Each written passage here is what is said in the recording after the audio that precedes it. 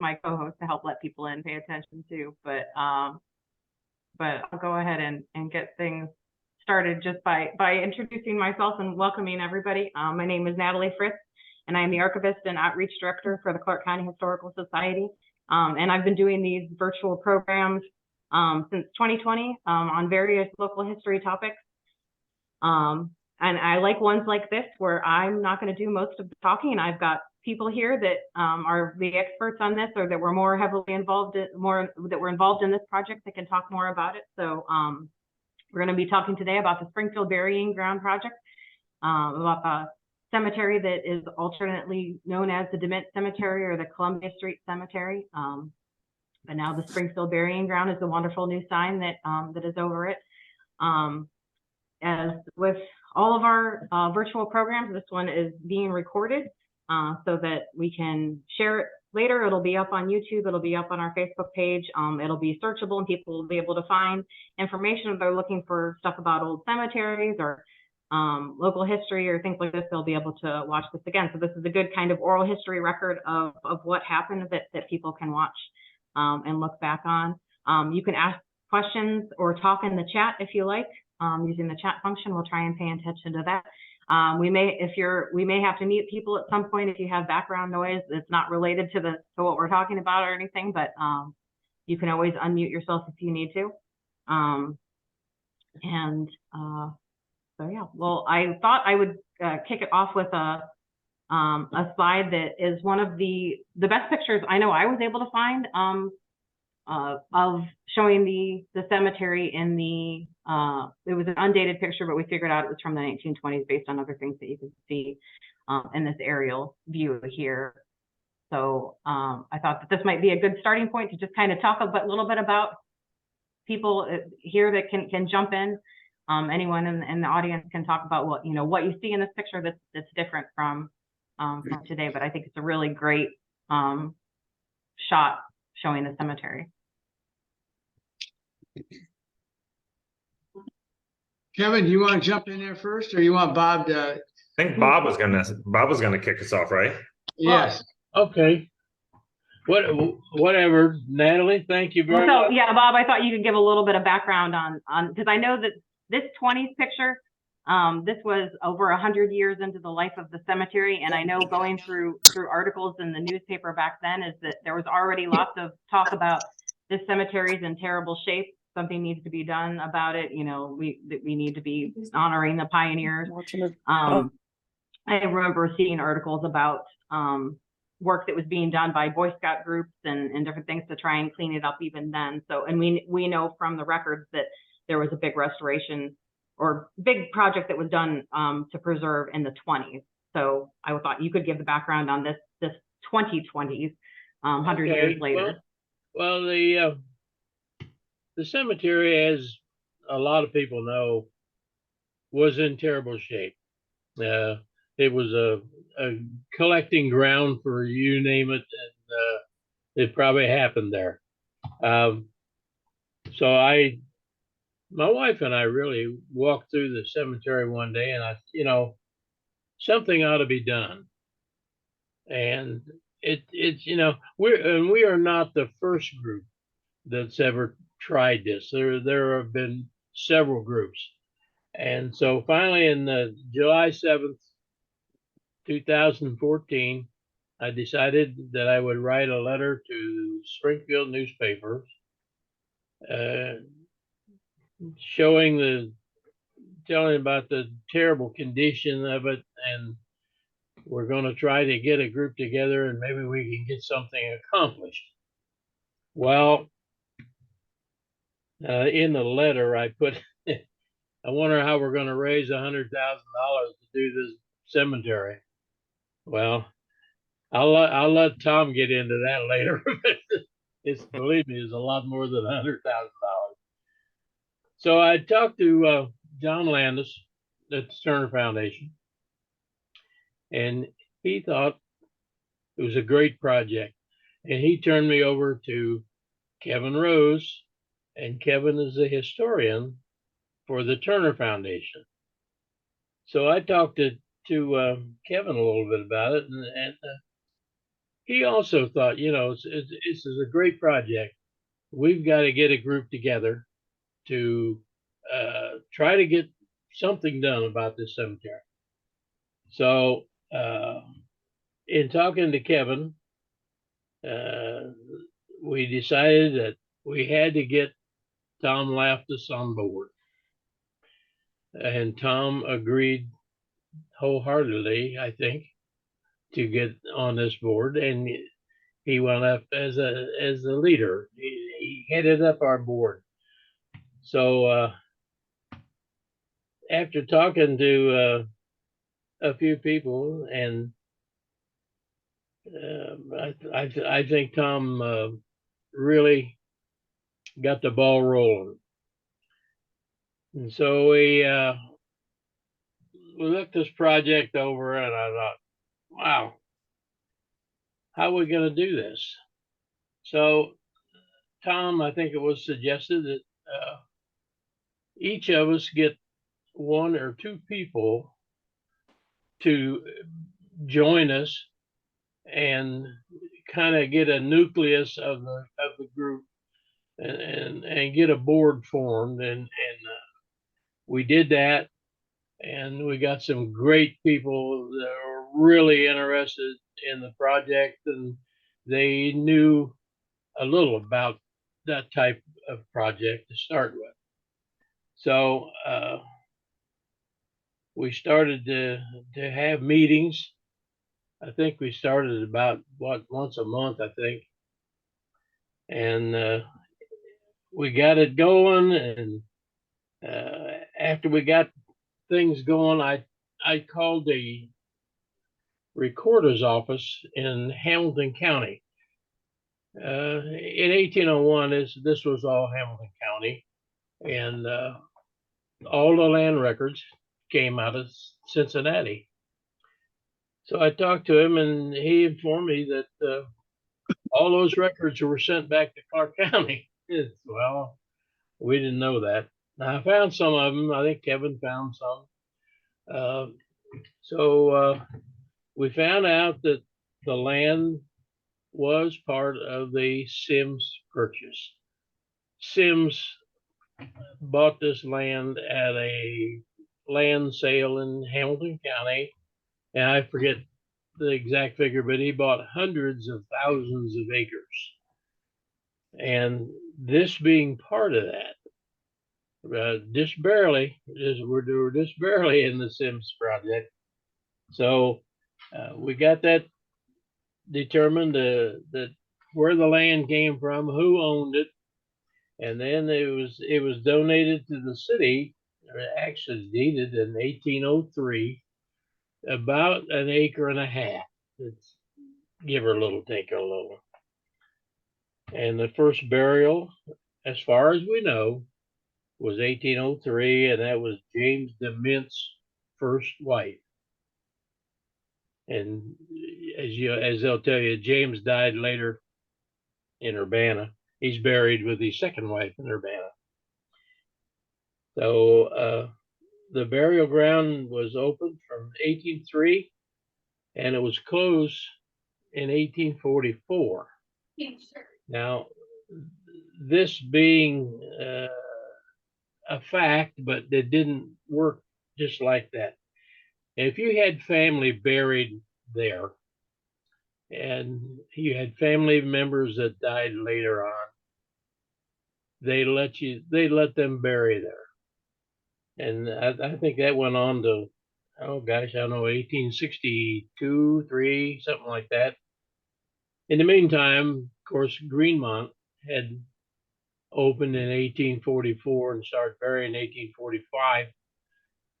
And then the later project was, of course, Ferncliff, and it was opened, I think, in 63. I think it was 1863, maybe 1865. But then, it's just a continual process from the Springfield burial ground to the one on East High, and then to Ferncliff. And of course, Ferncliff is still actively burying people. So it's been a great project. We all learned a lot. And the only really set of records that we had to go by was the guy by the name of George Dial, who was head of the Springfield, I forget, Historical Society. but he was later on president of the Clark County Historical Society. And he and some friends went out to that cemetery and read every tombstone there, and that is the only record that we have to go on. That was in 1924. So, there's a lot of skeptical things about this, whether who was buried, where is buried. Oh, I related to him, and and so forth. So we did the best we could do, and I've had so many comments about that cemetery. It is unbelievable. As I'm sure everybody on our board has heard the same thing, and so it makes you feel good. It makes you feel like you did a good job. And thanks to our leader there, Tom Loftis, he did a great job for us. So, Kevin, you want to take over from there? You covered it pretty well, Bob. So thank you for that introduction on the cemetery. I'm in some ways more here, I think, just to answer some questions when we get around to that spot. But I will point out that since the image is on the screen, this image from the 1920s, this is not a historic pattern on this cemetery. These swooping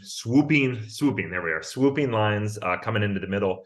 It's a pretty terrible design because if you enter the grounds, you can only go to the very end. And then if you want to go anywhere else, you have to turn around and walk all the way back out of the cemetery. When we were designing it, we were first going with this plan. But then we were like, well, why would we let a mistake of the 1920s persist to this day, right? Just a bad design. It's not in keeping with the history of the cemetery. Truly in keeping is having no pathways at all. But that's true with most cemeteries across the country. There's great cemeteries in Boston that everyone loves to follow or visit and walk through and follow the paths. None of those had pathways. They were just naturally worn into the ground as people would visit the graves of founding fathers, significant citizens. For my mother, the story of Mother Goose, who's not the real Mother Goose, but don't tell her because she always wants to visit that grave when she's in Boston. And they started putting in pathways where people were walking. And for this ground, it never had that. It did have some paths that were worn into it, but they were really kind of random. So what we did, and this was something that I worked on, was really kind of laying a federal plan over top of it, a classic plan. In some ways, we took James DeMint's design for the city and laid it over top of the cemetery, right? Very rectilinear, very square, symmetrical for the most part. Had to move it a little bit to work around a couple graves.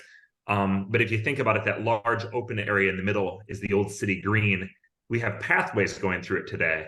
But other than that, it follows that early design landscape that was popular at the turn of the 19th century when Springfield was founded.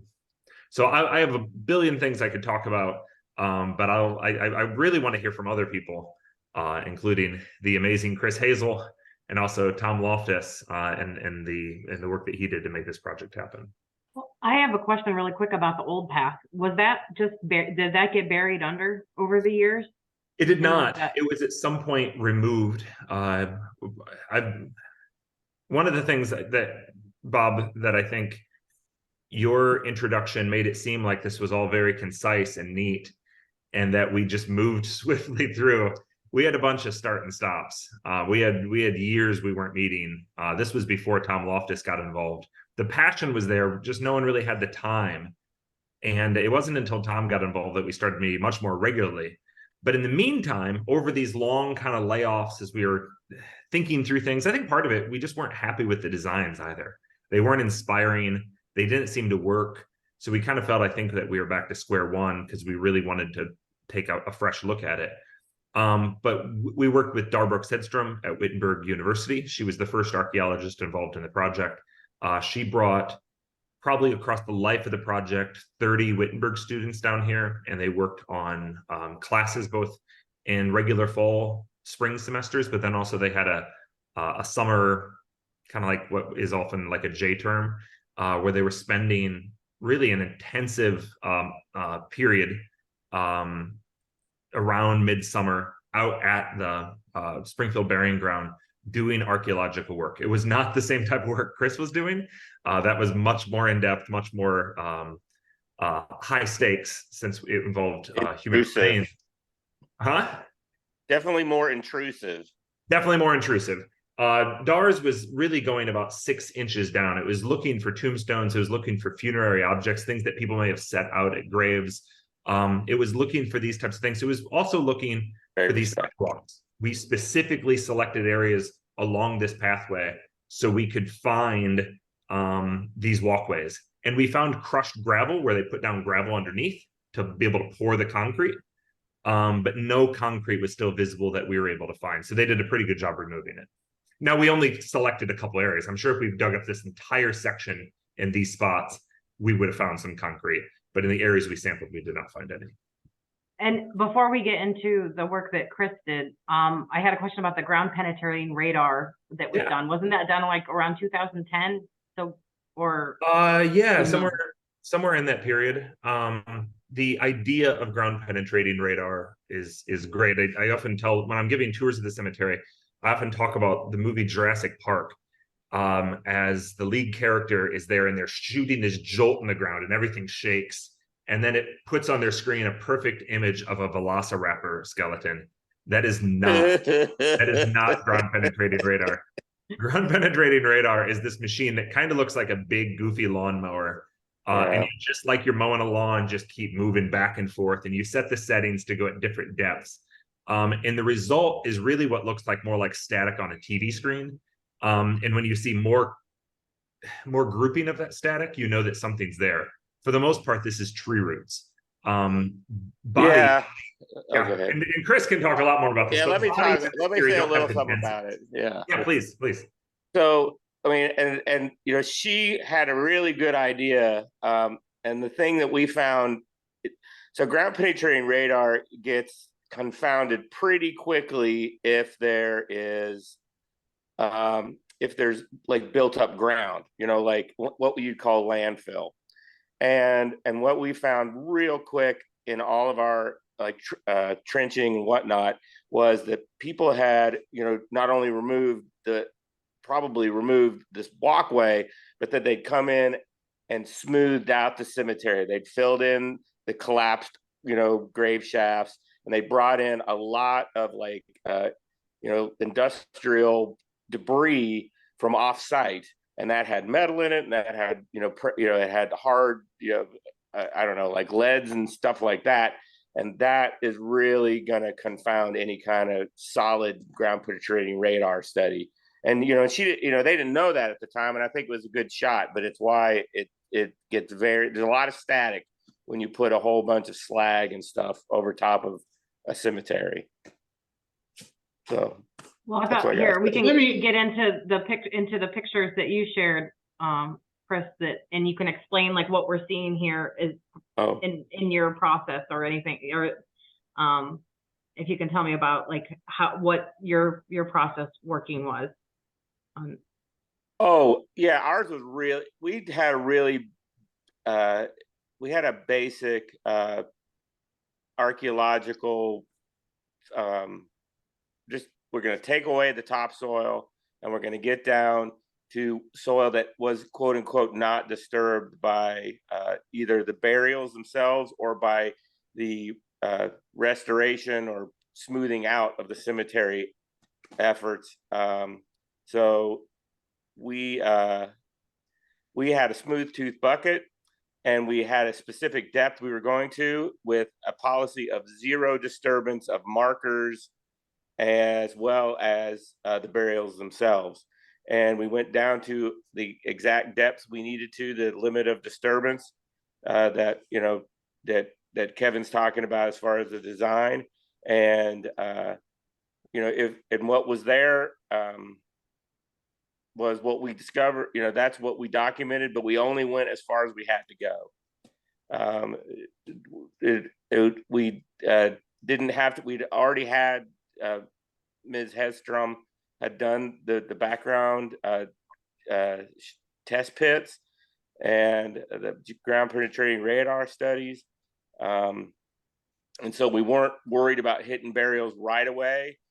You know, I mean, that's basically the process. What we're looking at here is the middle of the cemetery where the statue is now, the central square. And we got some ornamental lilac bushes over there on the left, or, you know, on your left-hand side of the screen. And we cleared, I think it's a 14 square meter area right there. And this was just some numbers I was running through as far as, you know, burial concentration, just based on our archaeological study.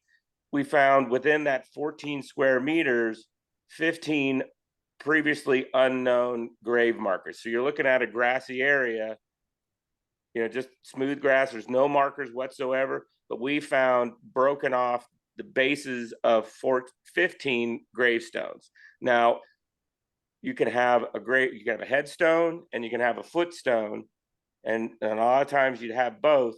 You know, you could also have wooden markers as well, but based on that, just that area, there's going to be a body, or at least a marker, a burial, or at least a marker every square meter. So we got 6,000 square meters of this cemetery. So potentially you got 6,000 bodies. If it's a footstone and a headstone, you got 3,000 bodies. So that's what is, you know, that's a solid full cemetery, which I honestly suspect is the case here.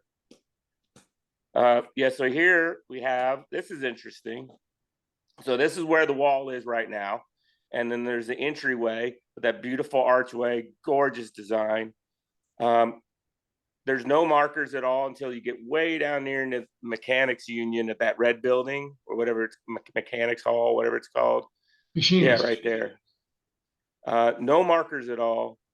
Right here, we've got 32 individuals in 28 rows of burials. So everybody, you know, just to give you burial 101 for Western cemeteries, your head is to the west, your feet are to the east.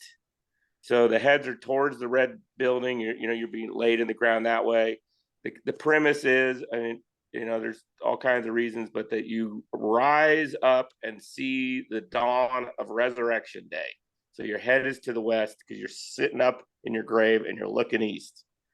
But here we have 32 burials, 28 rows. That's because we're getting, you know, double burials now. And then here's an interesting fun fact. I don't mean to make light of it, but this, there are definitely bodies going underneath that existing sidewalk, and that probably the burials continue all the way underneath Columbia Street, because Columbia Street was probably significantly more narrow.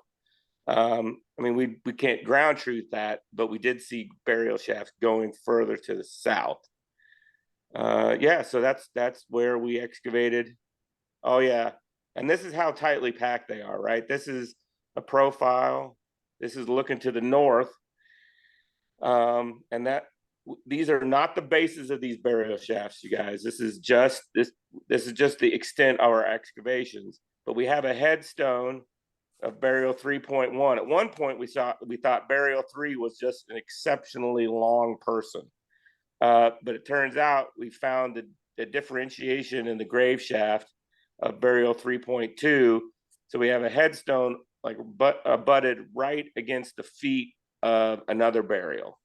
And we also see, because there's a piece of brick in there, that the burial 3.2 is a lot more recent. In fact, recent enough that when they filled it in, they had already had debris from collapsing buildings to fill the grave shaft in with. That's where that brick has come from, and all this stuff is still in place. That headstone, even though it confounded the the engineer to no end, because that, if you could see, I mean, we don't really have a scale here, but the tip of that gravestone is 6 inches below the current ground surface. And he kept it in place. Nobody's remains or any of the things associated to their burials were moved in any way whatsoever during these excavations and the construction to follow. So I know that this was just a sample trench section that you gave me. I mean, there's one of this for every, so you didn't go all the way across the entire, or did you go across the entire cemetery end to end? I mean, did you do sampling across? Just I mean, how many of these are there? Like, you know, drawings like this that show the different burials? Well, there's a plan view, because we only had to profile this one because we had to figure out, because of the way the excavation went, and we just sort of clipped the edge of this headstone. Well, actually, you can see as far as we dug with the actual trench was between the two there's these tiny little triangles. Those are our datums. And then there's a dotted line across. That's the depth of the trench. But then we excavated down to differentiate the two burials and to see if the headstone was actually in place, which it was. We didn't do this in any of the other burials. We didn't do any profiling of them. Of course, we never got to the base of these burials. These were both adults. And in general, I think we would find, and I found this on the dozens of other cemeteries I've excavated, that adults are generally a lot deeper than children. Children, maybe 2 to 3 feet deep at most. So here is this is looking to the east. You can't really tell, but that gravestone is in place. All of those pieces of plywood are covering burials where we were starting to get close to the coffins, or the remains of coffins. So that's to protect, it's both like a respect issue, and as well as we're protecting them further from the elements. Every pink flag is probably the northwest corner of a grave shaft. And of course, where the shovel is, there were no grave shafts right there.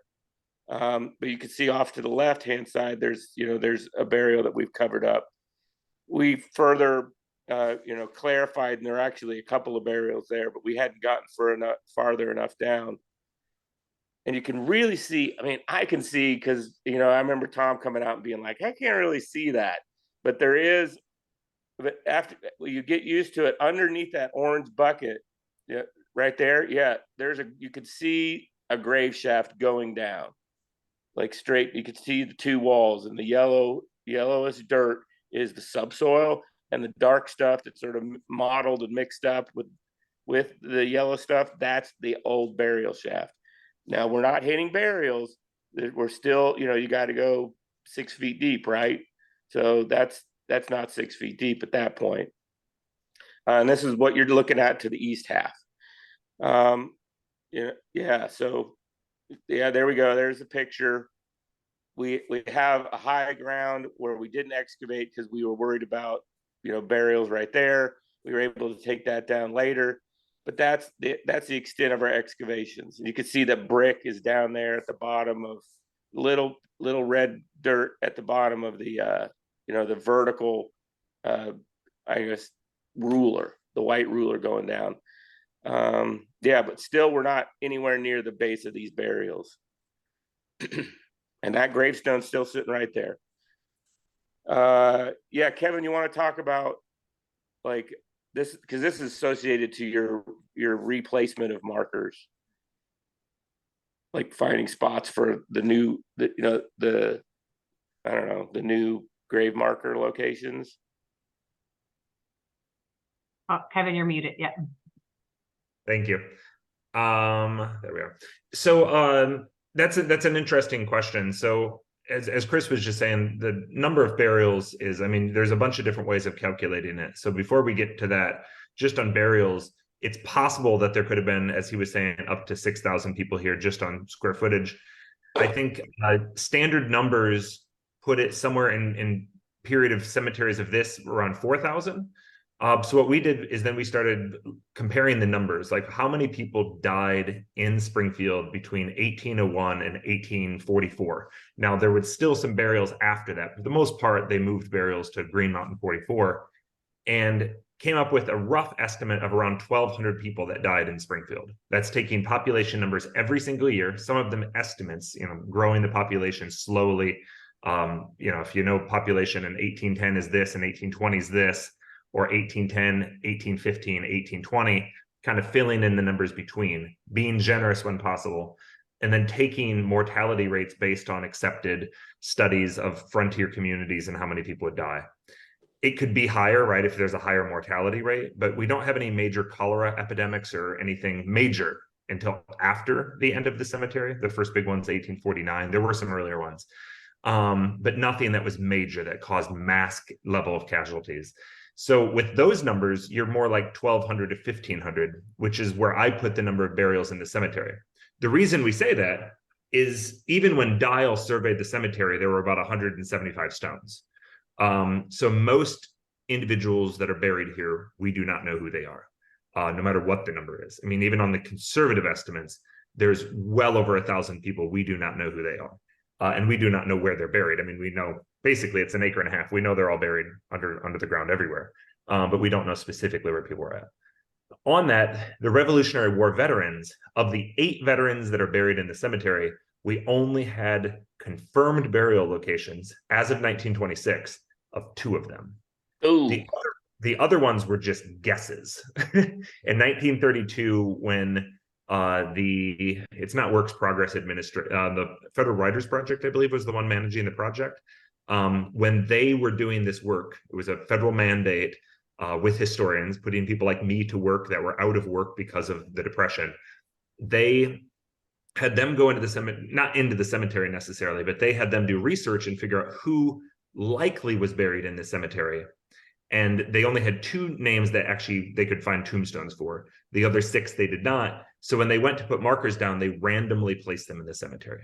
There's some educated guessing. They talked to some much later descendants, but it's really just educated guesses.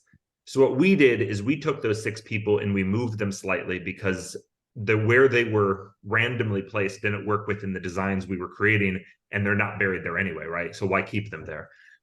You can actually tell some of the burials that were original, like Kelly, because it's not in a very good location to look at it from the sidewalks, but we know he was buried there. So we're not going to move his marker to another part of the cemetery.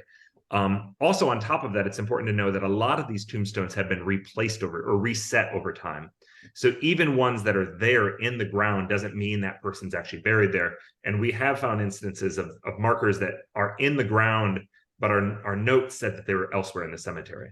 Oh. So it's really, really hard to have any certainty that anyone is buried anywhere, except for just trusting that the stones that were in place in 1926 are accurate and trusting that. We don't have a great idea. We just have a quadrant of the cemetery that they're in. So we really tried to respect somewhat their locations, but we also wanted to put those people that were randomly placed in places where people could better appreciate their stone, read their story, learn their story as we get to that phase of the project. Kevin, this is Tom Loftis. Would you comment for everyone what we did with the broken off grave headstones and what the policy is, how we handle that? I thought that's kind of interesting. Yeah. So those were all placed in a back corner of the cemetery. We're talking stones that you cannot tell what's going on. What we didn't want were a bunch of pieces of stones laying all over the ground. Again, most of them randomly scattered. Not that they actually belonged there. So they were documented and put in one location. We had talked about actually burying them. We never did end up burying them. They're kind of laying on the ground back. Right, Tom? I don't think dirt was ever put over them. No, it wasn't. Yeah, but they're laying in a very kind of clean fashion in a back corner of the cemetery where they're not very obvious to visitors. We don't want to remove them, right? They are parts of stone. Some projects they do. The thing you learn is in some ways there are right ways to do things. There are wrong ways to do things, but there are also multiple ways of doing things right. You study what other towns do, like what Montreal has done with some of their cemeteries. They very appropriate, considerate work, but more intrusive than our work. where they were even removing headstones that were originally there that you could no longer read because they said it made no point. So, so they moved them from the ground. What we wanted was a very clean looking cemetery, in part because it helps promote continued cleanliness. If you have a bunch of broken stones everywhere, it contributes to more vandalism, right? More damage. Just like if you see a building that has windows knocked out of it, it's much more likely that someone's going to throw a rock through the remaining windows than a building that has no broken glass. So really, we wanted this clean, open line, this very pleasing setting, while respecting the history of these individuals. So only moving pieces that had no real value anymore, that had no markings or anything that helped us understand who was buried there. Would you, if you'd like, I'd take a few moments and tell them about the organization, how we operated. Yeah. When this started, it was started originally by Bob and a few other people who were terribly interested in the historical significance of the burial grounds. And Turner Foundation was one of the originators and the founders of this. They brought in an architectural group, land planners, basically out of Columbus, MKSK. They worked on it for a while. And as Kevin said, like a lot of these things, they sometimes get off and it gets running, and then all of a sudden it falls into, doesn't have quite the committee that wants to work on it, or other things intervene. But the original group, and then we put together a good committee after we got started and got it up and running. We put a good group together, and I'm just going to mention them because they worked a lot of hours. Bob Hulsizer, many of you know Ski Shaner, Dr. Ski Shaner. Al Wansing, he used to be with the city. Kevin Rose, Daryl Kitchen, Sonia Ryle, Tim Bodie is with Wittenberg, Susie Carey with Springfield Foundation, John Paulson, and I was involved also. We originally decided we had to operate in some formal fashion. We created a 501c3 LLC corporation called the Springfield Burying Ground.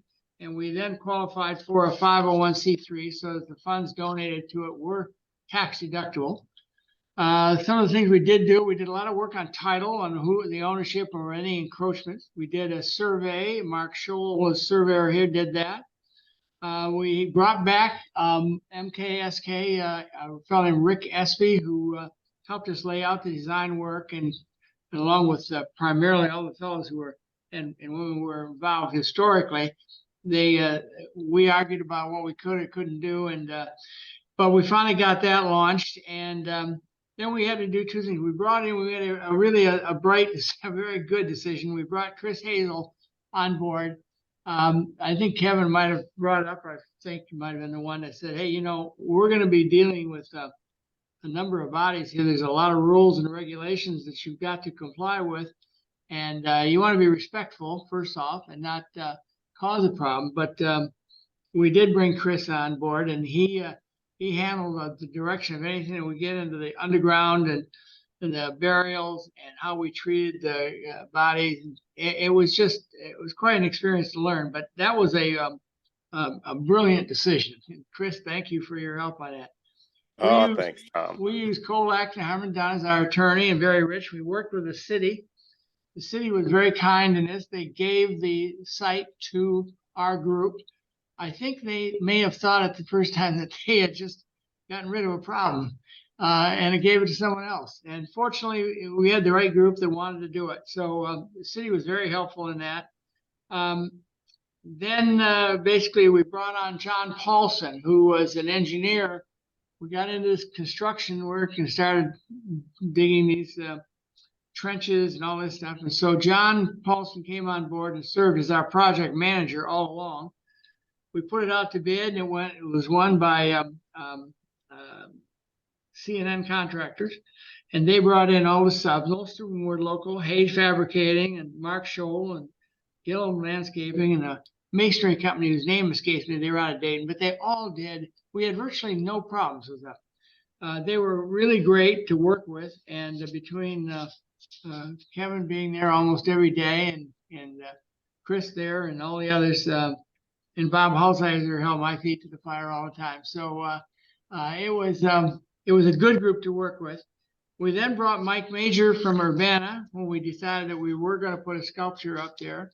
And I can tell you those are interesting. We went up there and looked at a model, the first model, and he was wanting to know if we didn't, of course, have pictures of him at all. We don't know what he exactly looked like, but I offered to model for it and was told that I was too short, on the heavy side. So that didn't work. But they did find they did a great job. He did a good job, and it looks good. Our budget was originally $1,200,000. We thought we could get the work done for about $950,000, and the balance we were going to put into an endowment so that we had something to invest at the Springfield Foundation, which would generate money to keep it up every year. Because we don't want to happen to this, what happened after 1927 when DAR did it. And again, it fell into disrepair after a number of years. People go off the committee, people die and move on or lose interest, and no one picks up the ball to run with it.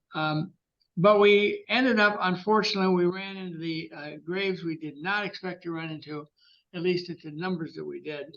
And it ate up most of our endowment money. So we ended up on budget. We paid for it all. All the bills have been paid. The fencing, by the way, that was put up, I think Hayes Fabricating did that. They did a very nice job of the entryway and all the way around. And we ended up paying the bills, but we ended up with very little endowment. And I think right now we have about, we will at the end of the year here, we'll have about 100,000 in the endowment. But we need that to be about 150,000 more. We need about $250,000 to generate enough money to keep the grass cut, fertilizer, weeds out, trash out, and repairs made, and insurance on it. So we're still looking to finish that out. And if you know of anybody who might want to help, the money is held at the Springfield Foundation and invested and monitored through them. So with that, I can only say that it was a real joy to be a part of it. It was fun. I learned an awful lot because I absolutely knew nothing beforehand about cemeteries, and we had a really good crew. I can't thank them enough. There was virtually, they never turned you down. Yeah, if you had a problem, they got it done. So that's really all I can add to it here. If anybody, unless people have questions they want to ask. Tom, since you called the decision to bring in Chris Hazel brilliant, I will take credit for that. I was waiting to see kind of what you were going to say, but yeah, if you consider it brilliant, yeah, that was my idea. Well, we're happy to give you credit. I just want to make a clarification. So now the Springfield Burying Ground is a 501c3 that has control over the cemetery for its care and upkeep. Then it's no longer under the city's purview. It is no longer owned by the city. It is owned by the Springfield Burying Ground, and that is an LLC registered in Ohio, and it is a 501c3 charitable institution. Yes. But remember, that means that we've got to take care of it. So we are trying, and we will do it. We'll get it done. We just have to work at it a little harder, a little longer. Chris, is there anything else in these pictures here that these are the last few I think that you shared with me as far as, is this the next step to fill back in after? Well, I mean, I did want to say like that there was that one gravestone when when Kevin was talking to that thing about the Revolutionary War markers, but he was noting that there's these 1,200 people, we don't know who they are or anything, but that one gravestone that we found looking for places to put the Revolutionary War markers, that was somebody we don't know anything about her. It's Elizabeth Sparrow. She's not on any of the records. She's not on any of the census.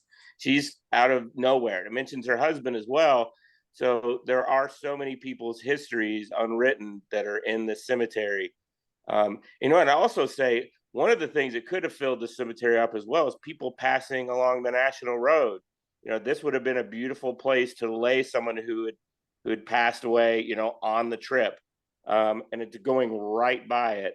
But yeah, these photographs are showing the brilliant, I mean, this is a great, this is a real engineering happening, nothing to do with me, but Sabre Engineering coming up with a way to avoid impacting these very shallow, go back one, Natalie, can you go back one marker? Or yeah, so we have under this piece of plywood right here in the lower right, that's a fetus. There's a fetal burial, and it is only a foot and a half below the ground surface before you start coming into the towards the coffin.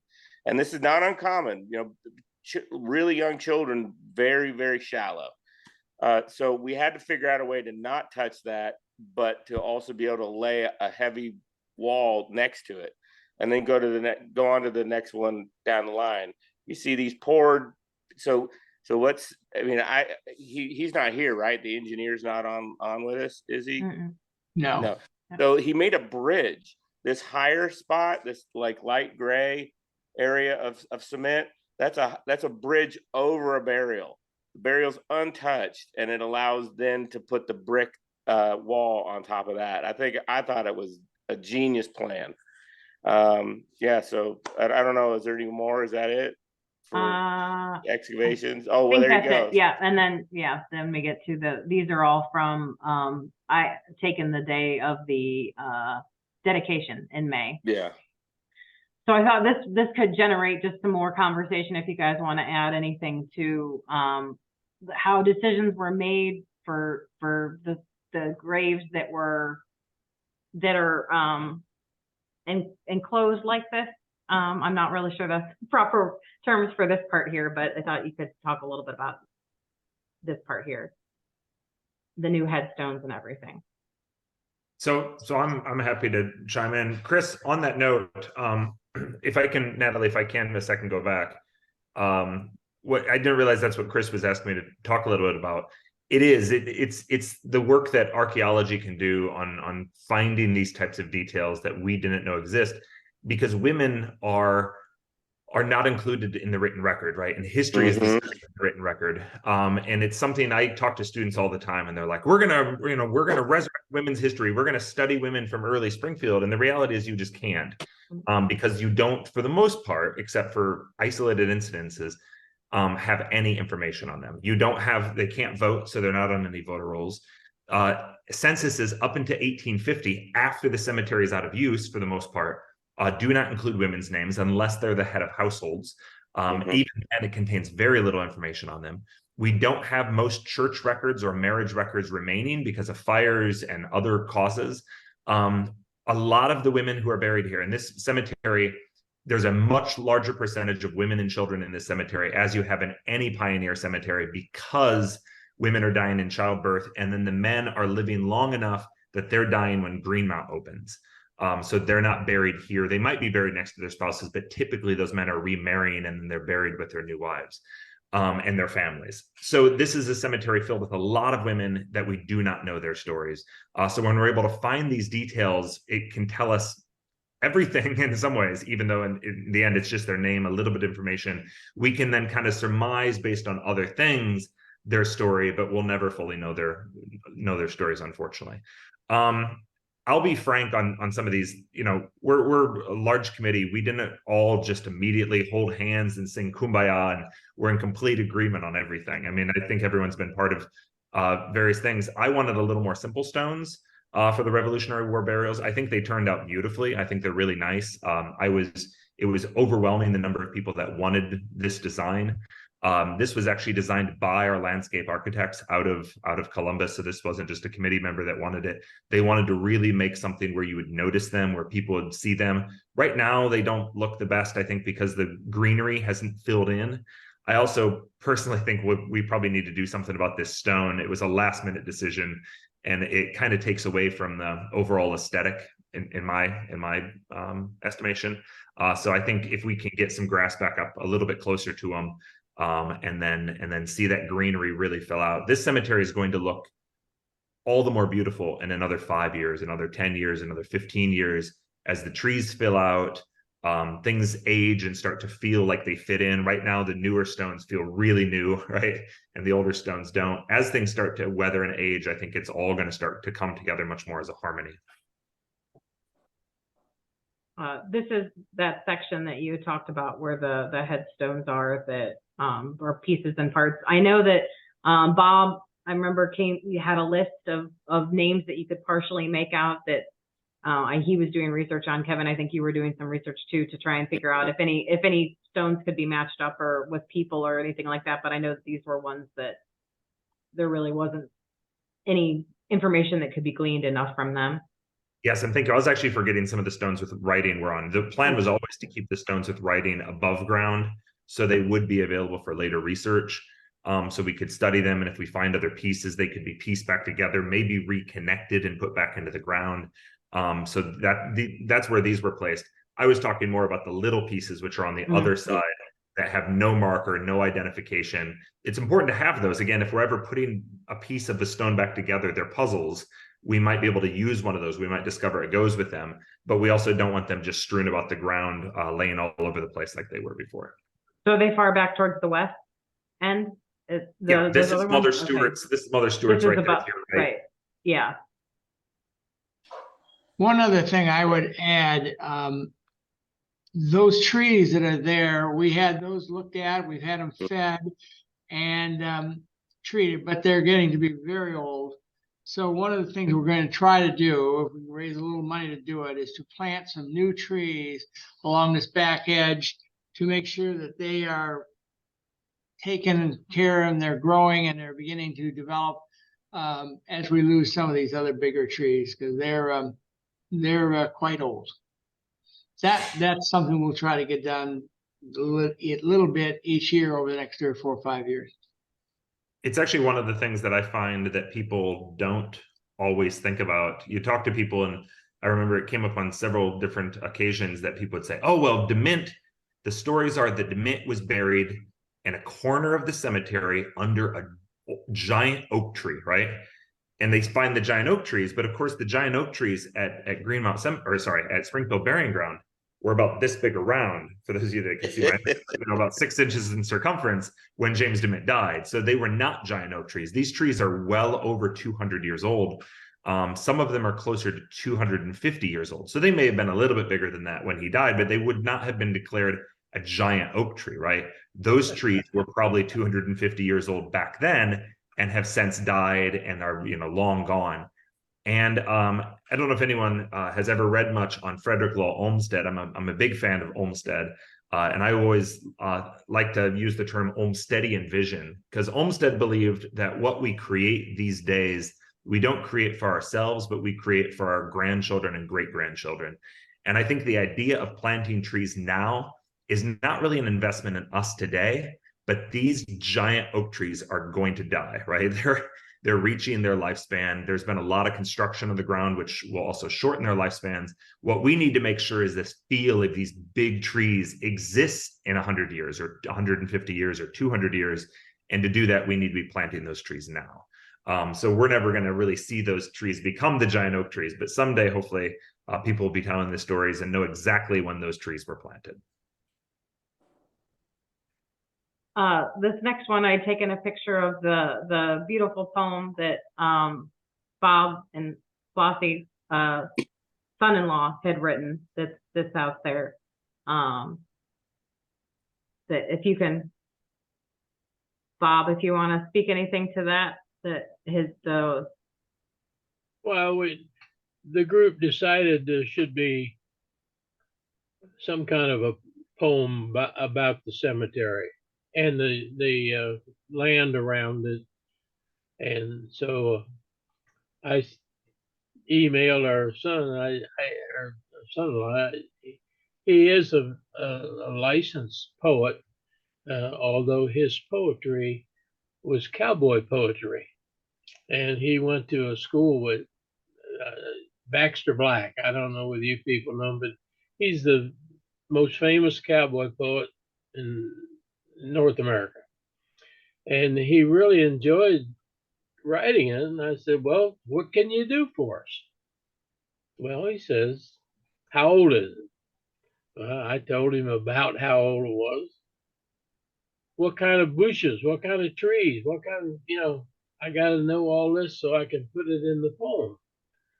So I told him, we had some really, really old oak trees, some sycamores, hackberries that we tried to get rid of. So he took that information and come up with this poem. It really matches the cemetery in the area. So Bob, I'll tell a story about kind of, I not putting my foot in my mouth, but you know, you've all probably been part of these things, right? Where someone steps in and they offer their services of a relative to help do something, right, that is really meant for other people.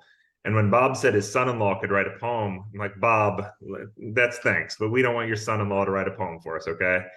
And thankfully Bob didn't listen, because he asked him to write the poem, and when he read it to us, I was skeptical up until the moment he finished, and I was like, wow, that's a beautiful poem. That's amazing.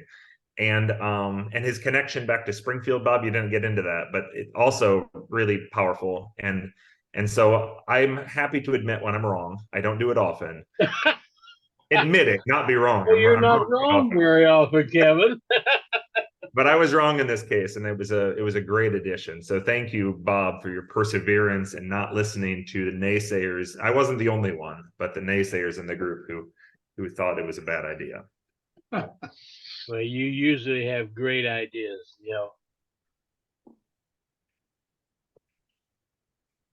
But this stone here, I loved this when I was there during the dedication. I wanted to know what the story behind this one that is so perfectly preserved that you can see the company that made it.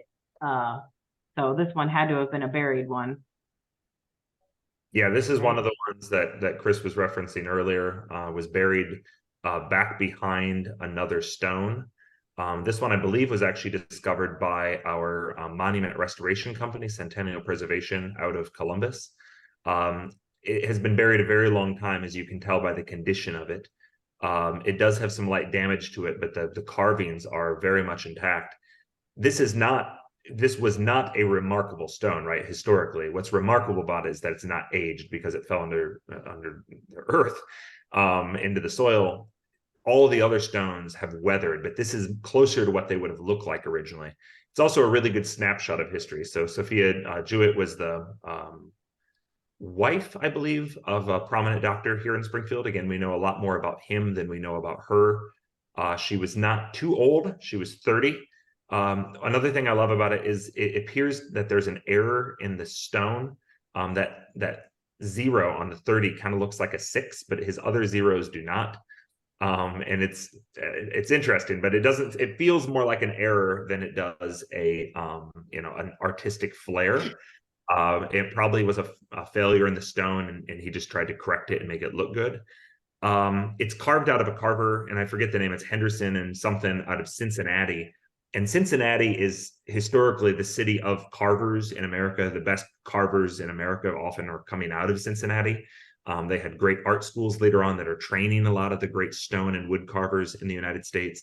And in early Springfield, our best stones all come out of Cincinnati. Even after we have stone carvers here in Springfield, we have a guy by the name of McClung Huffman who's carving stone early on, carving funerary monuments. And a lot of people love this house. It's that beautiful beautiful brick house painted white on Selma Avenue, really close to Spring Street.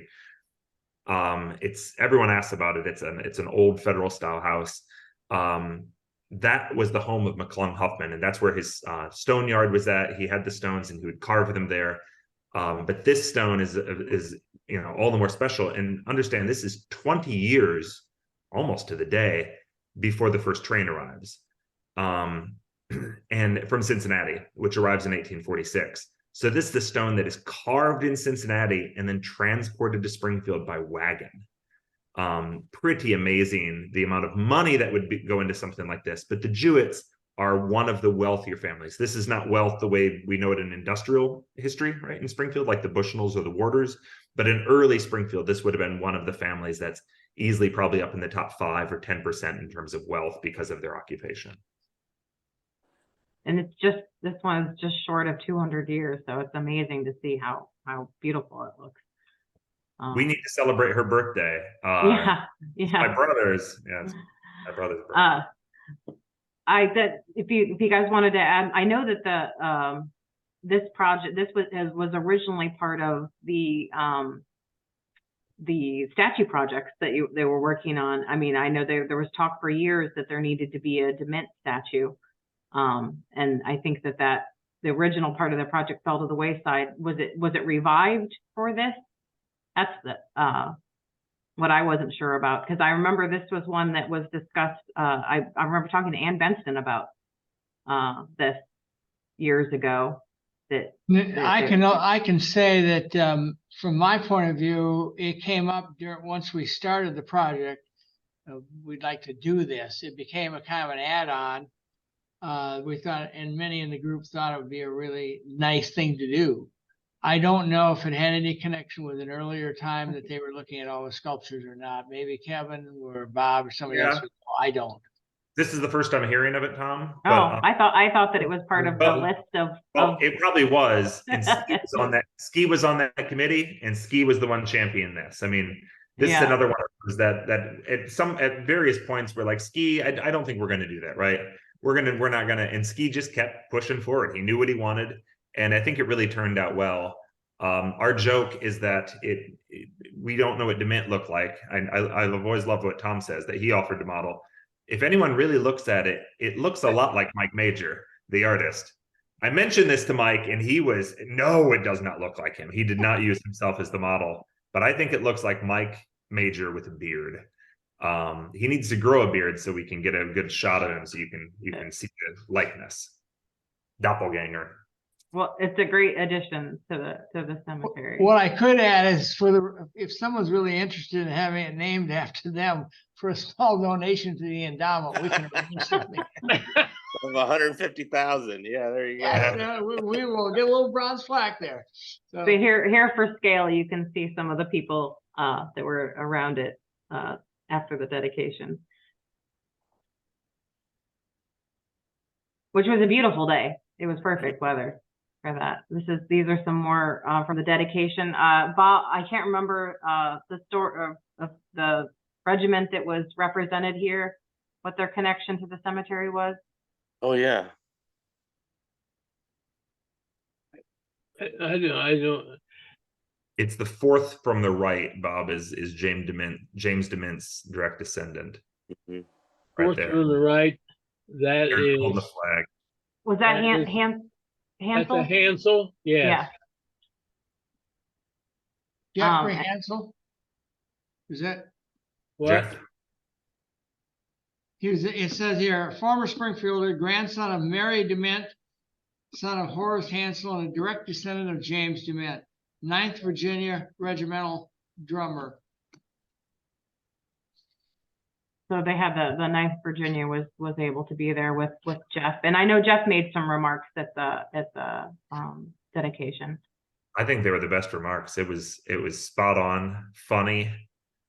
We need to get a copy of his remarks because they were excellent. This is the board of directors. I know Tom, we had listed off the people that were involved with that. And this is a plaque out there at the cemetery. And here's Jeff. I think and Kevin, I wanted your remarks. I know that you have them on your website somewhere. If we can maybe share that link. But they were I remember they were very touching. And you talked about how much you could have talked about in true Kevin Rose fashion, but you were able to narrow down. I remember you mentioned Granny Eisenberger, who apparently is buried there. We don't have a record of it. We don't know that. Yeah, she has to be. There's nowhere else that she would be buried. So I mentioned her, but she's, I mean, again, most of these people will never be able to truly confirm. There's always a remote chance that they're buried, somewhere outside of town. But yeah, I have a strong feeling she's buried in these grounds. and I think we're all going to be interested in see what kind of remarks people talk about the cemetery. But I think, I mean, it's so beautiful. It's got, I mean, there's so much to, I mean, it's become a great place. I think people can really walk around and enjoy, too. I hope if you haven't been there to see it, that you get to go. It was really great to see people walking around. I know that, there was a,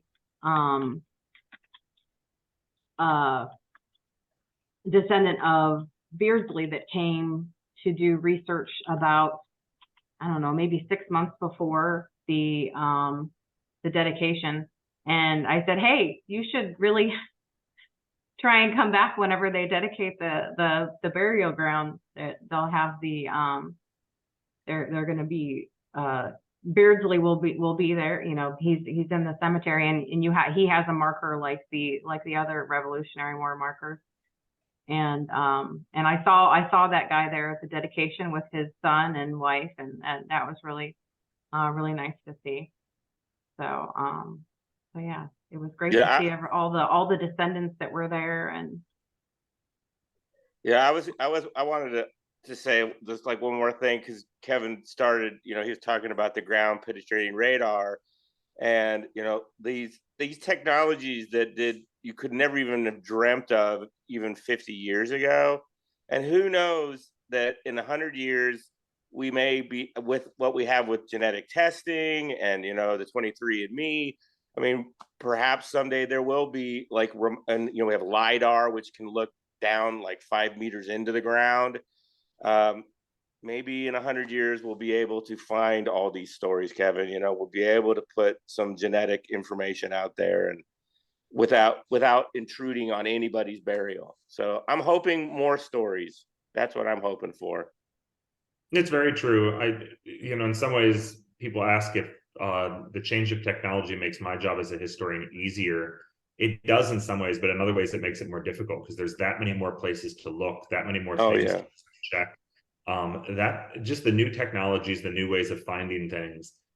We can develop much richer stories, but it's almost overwhelming, and it changes all the time. So you feel like topics that you've already finished doing, you have to go back and start over again because there's so many new sources. For those of you, I see a couple of people were on my tour last night at Ferncliff Cemetery. I got on a soapbox and was talking about the fact that there's a difference between history and the past, right? People say history doesn't change. History changes all the time because history is how we understand the past. And it's informed in large part by the records that we have available to us. What doesn't change is the past. What happened, but our understanding of it changes all the time. And it's these sources that change. And I think in the future, and I pushed this quite a bit in our discussions throughout the project, that the way we interpret and understand the cemetery today is going to be dramatically different than the way they do in 100 years because of those records. So I think this is not the end of the story. It's really kind of not the beginning of the story either. That happened a long time ago. We're kind of in some middle point, a key moment in the history of the cemetery, but there's going to be a lot of great things and a lot of changes over the next 100, 200 years. Well, and that people will be able to see that story. Bob kept copies of all of the meeting minutes and all of the discussions and everything. So I know that when you guys were working on research for this, you went back to see what was already in the archives of what had been done in the past and articles that had been written, and everything. So that's there. But now there's a new box that is the Springfield Burying Ground Project through, you know, still going, because the minutes from the last few meetings after the dedication are in there as well. So people can look back and see how those decisions were made and what discussions were had and different things like that. So this story will be documented too, so people can look back and see, you know, what was done and finished in 2023. And Natalie, Bob, I think, doesn't ever get enough credit for what he did on getting this project created. We often focus on, you know, Tom gets, and I know Tom doesn't want any attention, but Tom had this huge role in obviously getting us there. But the reason any of us were around that table was because of Bob. And Bob wanted to see this happen and refused to let it die and just, you know, kept pushing forward. And so I just want to thank him publicly in front of everyone, because if it wasn't for his idea to do this, none of us would be here. This grounds would still look miserable. So just thank you to Bob. Thank you, Kevin.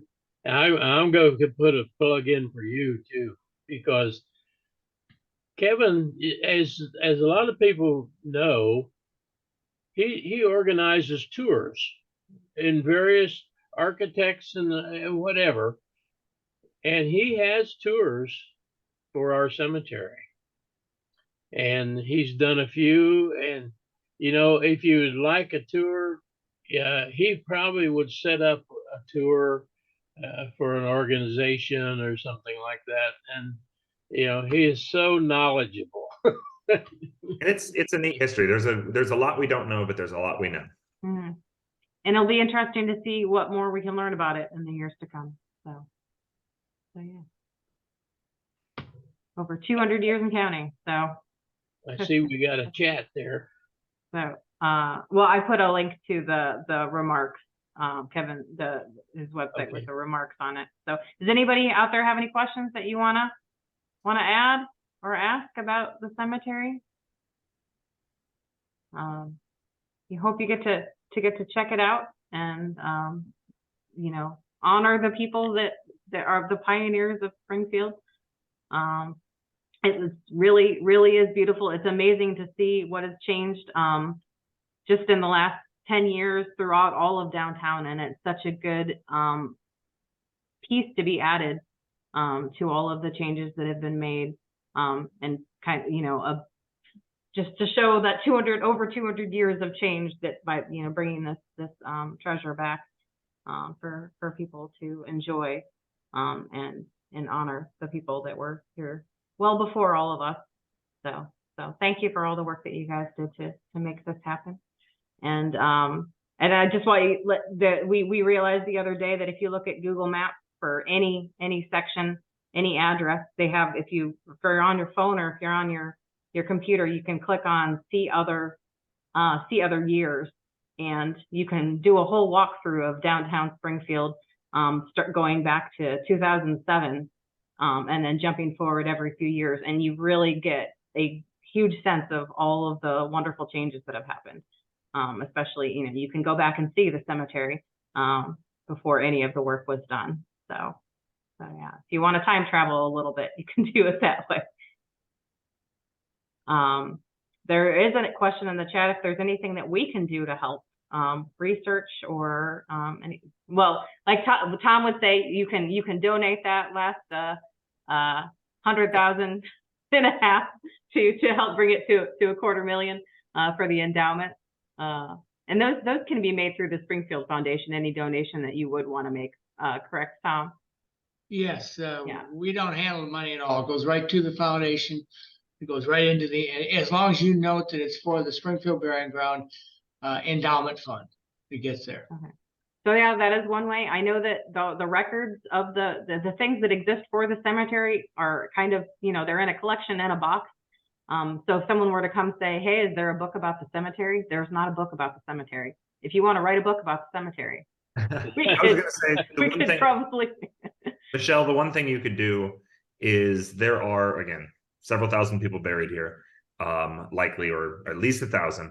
And we know of, through various records, probably, between tombstones and other things where there's mentions that people are buried there, probably 250 people. Picking one of them and trying to do some research and writing their story is one way. I think that's something we're going to need to do. Just start picking people. We've picked, obviously, some of these people, but especially these women. I've focused on some of their stories, and they're really rewarding. You can't find a lot, but just the idea that you're kind of resurrecting that story is really powerful. And if you need any help with that or need some direction on where to start, I'd be happy to help you with that. So email me. You can find it at that link that she provided there before, kevinrose.org.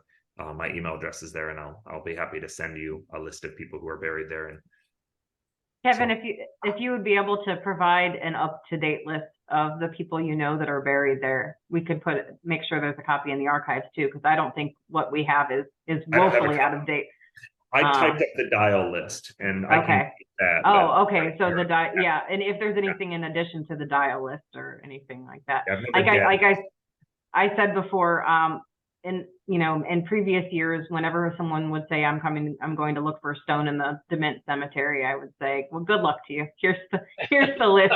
Here's what we know about it. But, your odds are not great. So, but I think now, a lot has changed there, that people, wherever people may have been, their stones may have been before, they're now on a place that people can go enjoy them and document where they are at this point. So, well, thank you all for joining us. We'll be doing another virtual program probably in November. We don't have anything nailed down yet, but if you have any ideas of things you'd like to see, let me know. Right now, we're just kind of taking them day by day, and I've got a list of possible topics, but if you have historic topics that you'd be interested in, let me know. We'll see what we can put together from what we have, or bring in more guest speakers to talk about things. So, Thank you. Yeah, thank you. thank you guys. Thank you very much. All right. For everything. Fun. Have a great night. Yeah. Bye.